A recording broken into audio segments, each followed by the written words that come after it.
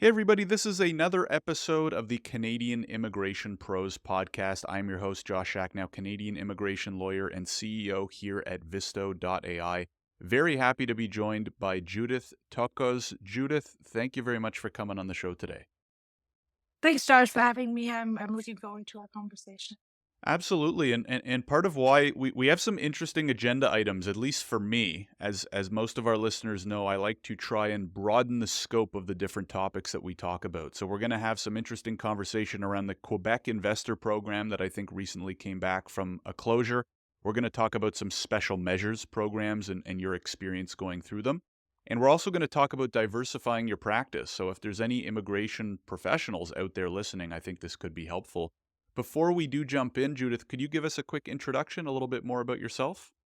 Sure. So I've been in the immigration business for about 18 years now, coming on 19. I was paralegal for a really long time, and then I've been licensed since 2022, March 2022, and I got my Quebec license last year. I worked as a paralegal. It was really interesting. I did mostly Quebec investor cases at that time and then everything around that. So that's my specialty, mostly in the net worth assessment because of my business background. And yeah, and then it kind of all started a really long time ago in a really unique way and then just evolved to this. Awesome. Can you give us a bit of a primer? Like for those who don't know what the Quebec Investor Program is, can you give us a quick overview of what it is, how it works? Yeah, so Quebec is a program for people high net worth to make a passive investment in Quebec and then be able to obtain first their CS2 and then their permanent residency through an investment means. So it's evolved over the years, the amount of investment. So the traditional way that it was first you had to have an overall net worth of a certain amount. Currently, it's $2 million. What your net worth is basically your, like for example, like your watch and stuff won't count, but like your home, your business, that of your spouse as well. Your spouse is included, and so your net worth is of a certain amount, and then you have to also have management experience 2 years out of the last 5 years. So what does management experience mean? It means control of financial decisions, human resources, materials, and there's various other things. So there's three main elements to it that combine your management experience. Got it. Yeah, that's a great start. And part of what always interested me about it was I've gotten pretty familiar with the entrepreneurial PNPs in other provinces, but Yeah. which are all somewhat similar, right? X amount of net worth, Y amount to invest. Similarly, managerial experience, maybe a list of companies that qualify or don't qualify. But Quebec seems to be pretty different. Is there a reason why the well, the net worth amount is so high? The reason why I ask is if you look at pretty much any other province, the net Yeah. worth requirement for any of the provinces that still do have entrepreneurial streams that are open seems to be in the range of like 4 to 800K Canadian. You mentioned Quebec being about 2 million. So my questions are, number one, why do you think that is? Or maybe it's just how they design the program and that's that. And number two, does this similarly require a business? Like, do you have to start a business, or it's just you meet the net worth, you meet the management experience, boom, you can come to Quebec and kind of figure out next steps? Well, the unique and controversial part of the Quebec Investor Program was that this was a passive program. So you don't Mm, have any obligation except for a financial obligation, which right. caused a lot of controversy because most people, Quebec isn't exactly, when you're thinking of high net individuals, Quebec isn't exactly, apart from the benefits for their children and their family, it isn't exactly best place for them. They don't, we have high taxation rates and stuff like that. So most of them will leave. They don't, Quebec has a retention problem. And that's why the program had to be changed. I do, my view of this is, a lot of people are really skeptical about it, but I had the luxury, or I was fortunate enough to work with a lot of files that they say, and they're great case examples because they really did commit to Quebec and they did stay in Quebec, which is rare. And that's why the program is so mixed up as it is right now. Right. Do you know why they closed it? Because for a few years it was closed, right? Was that to make some of these changes? Yeah, actually, I submitted the last my last where I was working. Our last file was the last on the last day, and it was Mm. 2 days before I gave birth, and then it closed. And my clients and I had a running joke who's gonna come first, your child or my file, But What there was year was that? Just it so was we have an idea. 2019. It was August 31st, 2019, and Right. yeah. But, there was a backlog. It took really the CSQs came, just last summer. Some of them are still coming. Hmm. There was a huge backlog, lots of controversy. I think that they needed to revisit it, and now with the values of Quebec, it changed. And that's okay because most people are skeptical about the new program because of the requirement of French now. But I'm actually hopeful because I do think that the profile of person who's coming to Quebec, as well as the new requirements of French, is going to give a really fresh perspective to the program. Right. Yeah, I mean it's interesting. It sounds in line with the rest of their approach because I think probably the episode right before this one, I spoke to Cecil, who's a Alberta based, but another consultant who does mostly work in Quebec, and we had a good conversation about the priorities and how they're even more so focused on getting and promoting French, within the province. So it doesn't surprise me to hear that they kind of put a pause and rejig the requirements. So now Yeah. I'm assuming it's a hard requirement, like you need a certain CLB with a French exam in order to come through the program. And then the other question too, in terms of, I'm really grilling you on requirements here, Judith, so hopefully that's okay, is I've heard as well that you have to basically pay a large sum of money that kind of sits there as I don't know, you know, I guess like passive investment, like you kind of said, but don't you also have to make a large lump sum payment to the Quebec government? Yeah. So before your payment was let's not get confused. There was two ways to make your investment. The first way was your pure investment. Basically, you're lending the Quebec government $1.6 million. That was the end of it. Oh wow. 1.6. Then you interest free, and then you get that back 5 years later. But the other Right. way is that you go through a broker. And so that was about 325, 350, depending on the broker. But you don't get any money back. And the reason What why, what what do you mean by that? Go through the broker. so you make an investment with one of the regulated financial intermediaries, and they take that money on behalf of the Quebec government, and then they pay the Quebec government after the 5 years is elapsed. So they make the Okay. guaranteed investment, basically. They have Okay, a so rate. the options were is this the same now or did they change? Yes, but it's changed. So Right. now everybody has to make the mandatory $200,000 investment to the government, and then the rest of it, which is now going to be around 360. Let's think the total amount is going to be closer to 600, around that. It hasn't been fully determined yet. And then the rest of it is with your broker, the Got it. financial intermediary. Sorry, I call it a broker, but it's a financial intermediary. So Right. there's a link to them. And And that seems to make more sense because if the net worth requirement is 2 million, I mean if you're just barely hitting that requirement, how are you going to pay 1.6, right? I mean, who has 1.6 million in cash? I mean, there are people obviously, not yeah. myself, maybe one day, right? We'll knock on wood here. But yeah, I don't know many people who have 1.6 mil sitting in cash, in the bank, right? Do you think these were good changes? I do.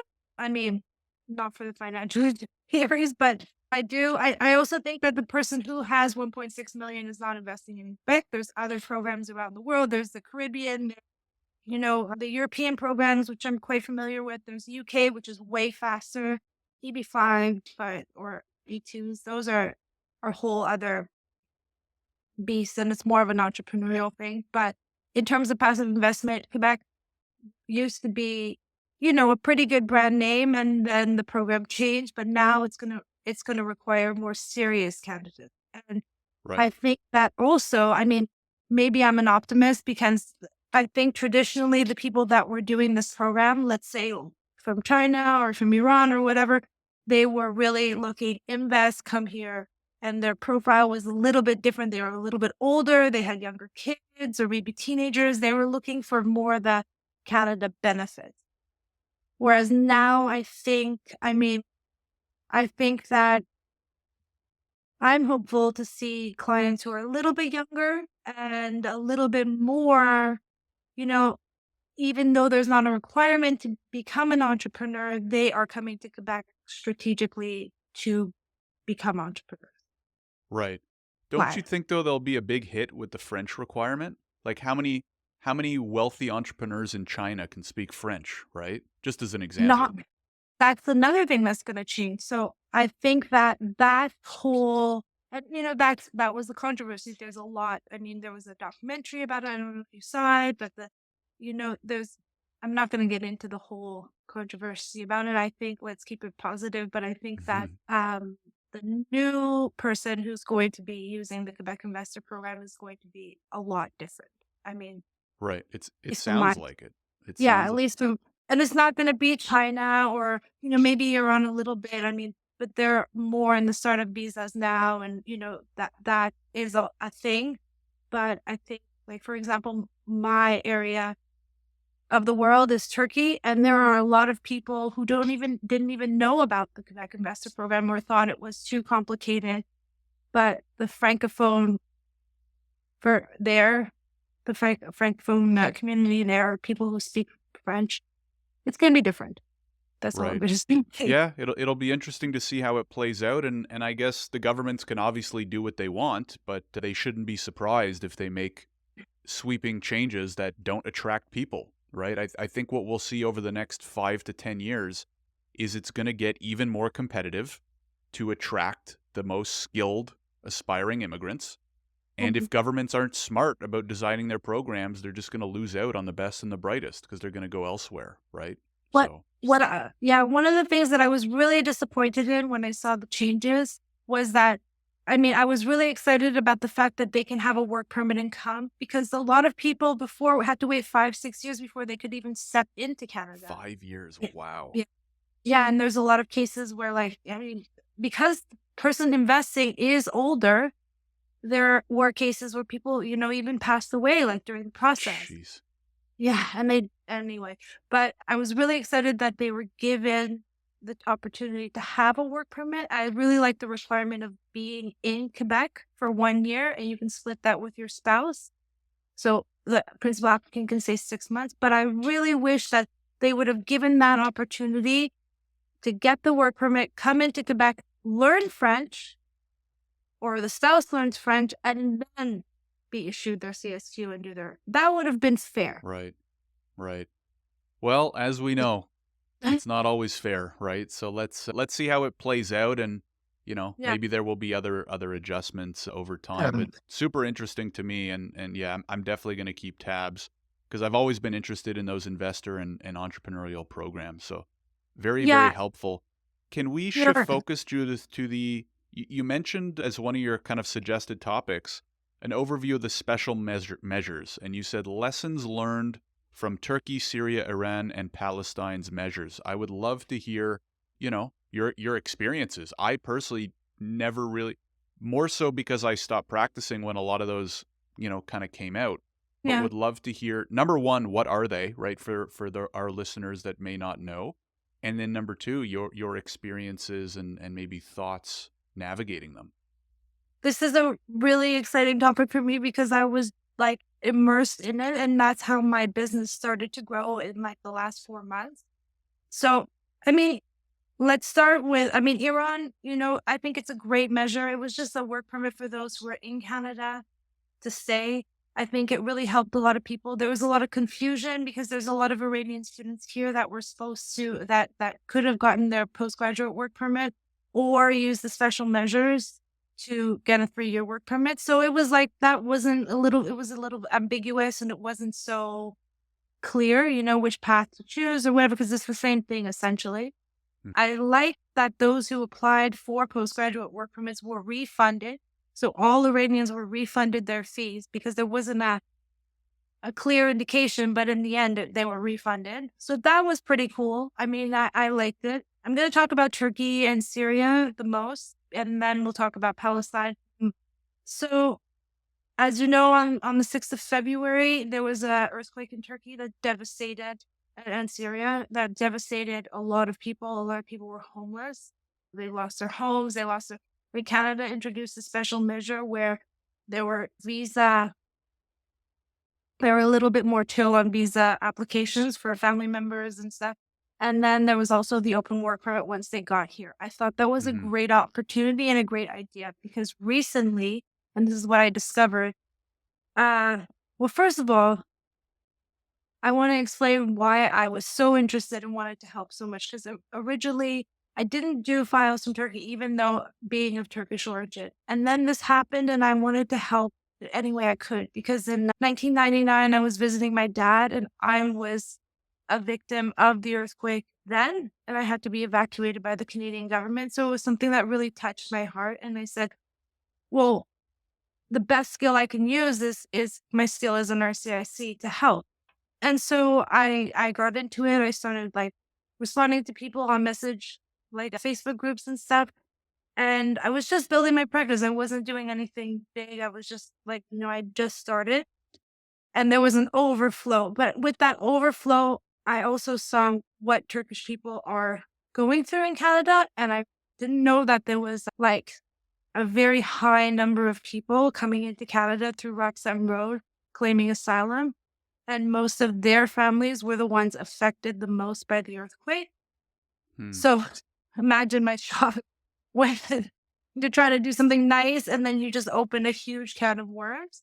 And then also the fact that what I was faced with a lot was, there aren't that many Turkish RCICs, but there Hmm. are a lot of ghost consultants. So there was a huge, it was quite difficult. So that whole package of it was quite difficult. So in terms, What do you mean by difficult? Do you mean like you were trying to genuinely help, and they were also getting offers from yeah, and they were people? using, yeah, and they were using, like the visa shop on the corner, and then those people were kind of acting like they had a higher authority than a licensed person, or but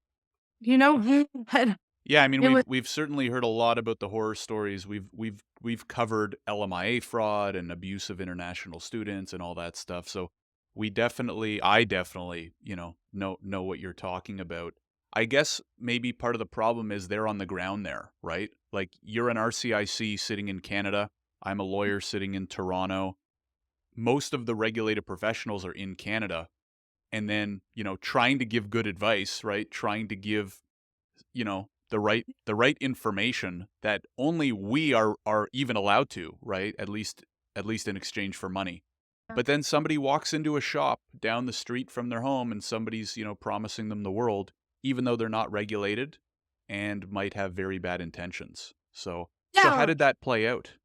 So how did it play out? So the first couple months, it was actually the visas were being approved, approved, approved, approved, approved. Everybody was getting a visa. People who were not even victims of the earthquake were getting visas. Everybody in Turkey was running to Canada.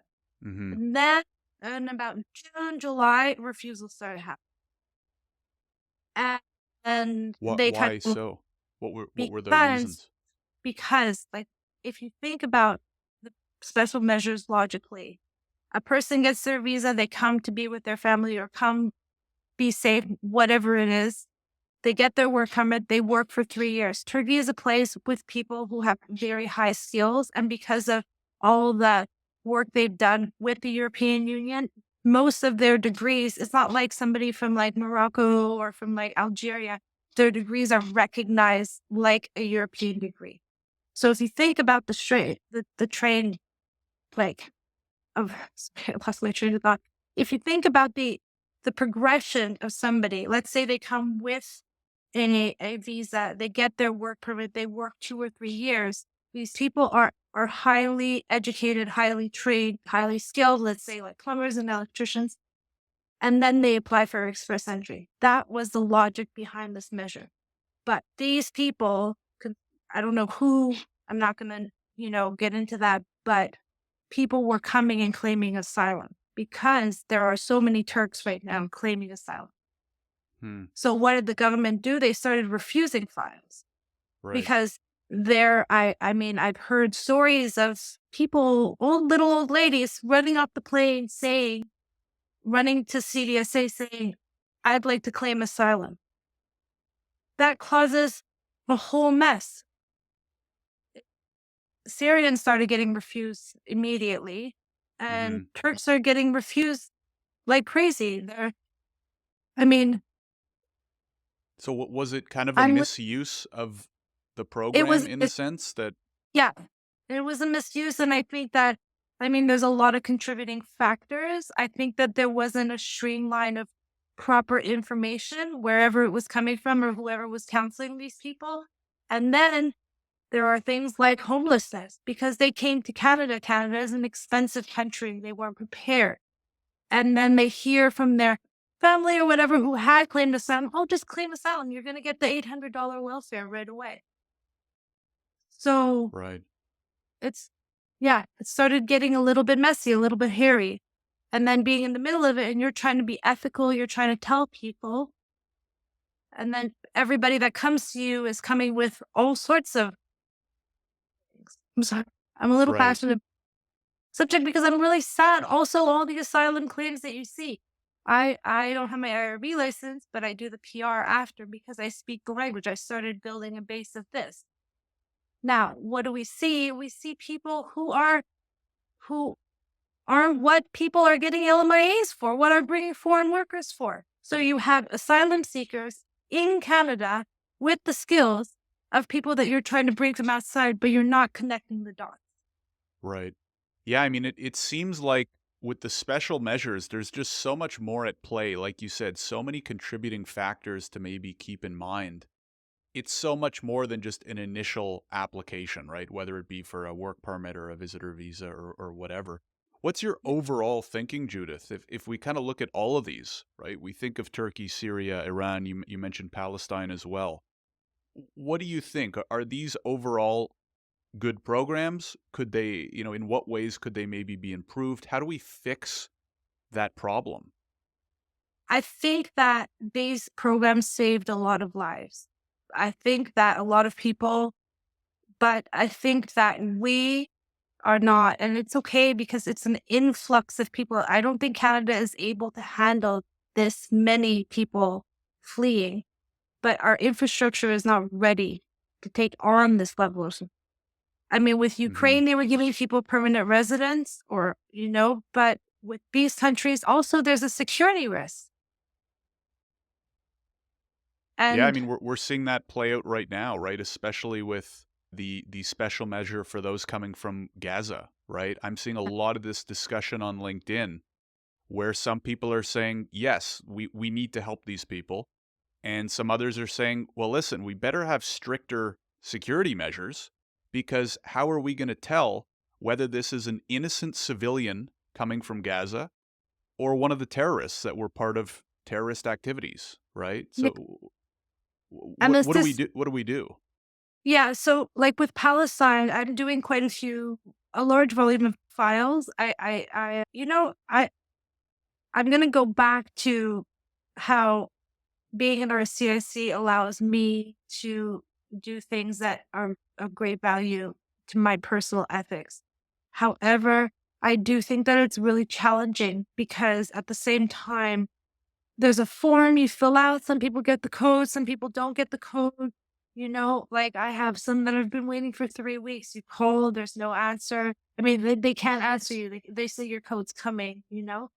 So Hmm. there are people who are really, really in need. Like, and then there are people who are just fleeing. Like, this is for Turkey. I have a client whose family is in really bad shape. There's a 5-year-old who is actually homeless right now. And I applied for their visas under the special measures for Turkey about 4.5 months ago. There is no answer. That is really disturbing because that person has been accepted and will be a Canadian.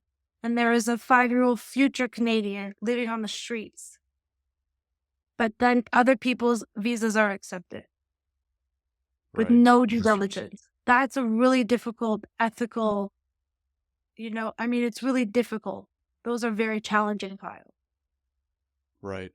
Yeah, I mean, it sounds like obviously there has to be an element of urgency with some of these special measures, but it has to be a careful balance of urgency and care. Because Right. like you said, it seems like they get it out really fast. They start approving, and then maybe a few weeks or a few months go by, and then you look back and you're like, crap, they're not settling properly. Maybe some of them are misusing the program. Then the pendulum swings back the other way, and Mm. it really hurts the people who genuinely need the program, right? So I don't know. It sounds like maybe some more upfront care in terms of Mm. processing and also education, as you were mentioning. And also, I mean, this is a big ask, but like, don't abuse government programs because you're hurting everybody, right? Like you might be somebody taking advantage of one of these special measures, and what you're really doing is you're hurting everybody else in your country that might actually need that special measure really badly, right? Yeah, For whatever because that's worth. I mean, not that I'm a preacher or anything, but no, but there are actual human beings behind this. You know what I mean? Genuinely for fleeing. I sure. mean, I there are children that came with their family who lost their home. And for those children, getting them into school, I mean, as an RCIC, it's not my job to get their school, but I do it because I'm a human being. And it's very humanitarian causes are very difficult, and you don't want them to claim asylum. They have an opportunity. They have an opportunity that other people that I keep telling people on the phone, do not claim asylum. You have an opportunity. I know it's rough. I know it's hard. Canada is really difficult, but like you have the skill that's going to get you that express entry invitation. Right. Yeah. You, Listen, hopefully, I mean, that's part of why we have this show, right? Hopefully this will educate some people in what's happening and how things work and how everybody at all levels can just be a little bit better, right? Cuz it's not one entity doing one thing different that's going to solve some of these huge problems, right? yeah, We need better programs, we need better processing, we need better education, we need more professionalism, we need more respect, we need more, all that kind of stuff. I just yeah. want to ask quickly, Judith. We're rubbing up against the end of our time here, but I did want to hear what you had to say about diversifying your practice, which we've kind of in Yeah, another way covered, right? Just talking about all these programs that you do is awesome, and especially how you've been using social media to that, diversify your practice, reach all these parties. Would love to hear a quick, blurb about actually. that. That's a good segue into this, because through the special measures, I started a TikTok because a lot of the ghosts and stuff were on TikTok, and I started, and it just kind of blew up. Like I was getting so many views that I just got on TikTok and I started speaking in Turkish about the rules, about what the measures are, clarifying things, what is a refusal, stuff like that. I mean, I don't have that many videos, it's still developing, but the amount of viewers and the amount of people from all over, Turkish people from all over the world started calling, which is like Hmm. incredible. And it grows your practice very quickly, but it also gives you an outlet to be able to at least explain a few things that are not clear. And I think that is Absolutely. really, really useful in terms of that. And the last thing I wanted to say about diversifying your practice is, I forgot to touch on this before, but my original background, like before I started, the reason why I got into immigration was because I was working with artists when I was really young. I was touring all over the world. And people getting refusals, bands getting refusals coming into Canada was what sparked my interest in immigration. Hmm. And so it's weird because I know, most like you said, most people do student visas, express entry, like run of the mill stuff. But for me, I think it's pretty, I mean, personally, I think it's pretty unique that I'm the person who does all the extra stuff, all the hard, like Hmm. weird stuff. It's like, yeah. Well, I'm sure it makes for interesting days and weeks, right? While you're on the job. I think you've got a great strategy. I've been saying for months, maybe even years, that for anybody trying to grow an immigration practice, and this could probably extend to like any service-based business too and beyond, is video's the way to go, in my opinion. It obviously takes a little bit more time, a little bit more effort. You got to get comfortable in front of a camera, right? But never has there been the better opportunity to create such change and movement and, education and value, right, to people on platforms like, I mean, we could have a whole discussion on whether TikTok's good or bad, right? But you could start a TikTok account tomorrow for free and start posting helpful content and have the potential to reach more people than ever possible. So I think especially in immigration, where Yeah. reputation and education and stuff like and trust is so important, you Yeah. can't build up that trust as well as you could with text as you can with video, right? Where you see people face to face and all that kind of stuff. So I totally But agree. I think it's yeah, and one of the yep. biggest feedbacks I get from the Turkish community and on my TikTok is they're like, "You're so genuine and honest. You're real." And it's just, I mean, I guess that's my brand. I don't know, like, but there's nobody. I mean, I'm just speaking because I see, what I experience, and I feel bad. I mean, it's really encouraging sometimes. Hmm. And my assistant yells at me all the time. She's like, "Why are you so helpful?" And but I really do. It takes more of my time as an RCIC, but it does make me feel like I'm really doing my job. For That's sure. And I mean, I believe in karma, right? So if you're doing good stuff, you're helping people, you're providing, value, you will be compensated in one way or another, as time goes on. So Yeah. Judith, this has been great. Very, very wide ranging. We covered some good stuff with the Quebec Investor Program, some of the special measures, social media marketing, which is, a topic I'm very passionate about. Thank you so much for coming on the show. If people do want to learn more or get in touch or check out your socials, where do you recommend that they go to find you? My website is judithtokgoz.com, and my Instagram and TikTok is JTS Immigration, and TikTok it's JTS Immigration, Judith Tokgoz Service Immigration 1. And that's it. Let's have fun. I mean, we're still growing. This has really been like a big experience, and growing, and I'm going to assemble now to, let's see, maybe I'll put an office. I mean, that's my goal. But I think the last thing I wanted to say was I think that everybody, if they want to succeed, needs to find their niche in immigration and what resonates with them, and don't try to do anything that isn't authentic to you. That's a great note to end on. I agree. So many practitioners, especially early on that I talk to, they try to offer everything to everyone, and it makes for a tough, tough job. And anyways, I agree. Uh, Pick a niche, pick something you're really interested and passionate about, and you'll do better work than any other way. And make friends. Send your files to friends. I mean, we're in this together. We're not competing. Nobody's competing against each other. There's millions of files. We're not that many people. I mean, if you think about it mathematically, there's enough for all of us to succeed. Absolutely. Judith, Thanks, thank John. you again for coming on the show. We really appreciate it. No problem.